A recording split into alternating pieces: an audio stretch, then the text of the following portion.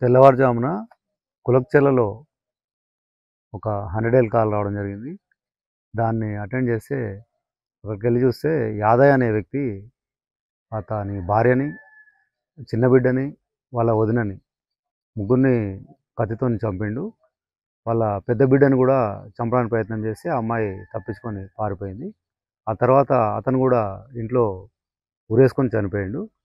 దీని విషయంలో ప్రాథమికంగా మేము విచారణ చేస్తున్నాము. దీని మీద ఫిర్యాదు తీసుకున్న తర్వాత ఫర్దర్గా డీటెయిల్స్ మేము అప్డేట్ చేస్తాం. ఏ ఊరు? ఇప్పుడు ఏమైంది? వాళ్ళు చనిపోయిన వాళ్ళు మీకు ఏమవుతారు? ఏమవుతారంటే పాలెలు అవుతారు. వాళ్ళ ఇంట్లో ఏమైతే మాకు తెలియదు. మేము దూరం కూడా వాళ్ళ ఇల్లు దూరం ఉంది. మా ఇల్లు వాళ్ళకి మాకేం కొంచెం గట్టిగా పక్క వాళ్ళ ఇల్లు మాకు ఏం టచ్ లేదు. దూరం ఉన్నాం మేము.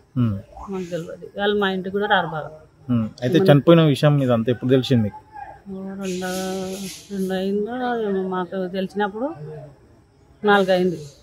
ఆమె వాళ్ళకి ఫోన్లు చేసి పిల్ల వేరే వాళ్ళకి చెప్తే మాకు ఆ పిల్ల వాళ్ళు వచ్చి మాకు చెప్తే ఎరిపోయింది. ఎవరు? పెద్ద పాపనా?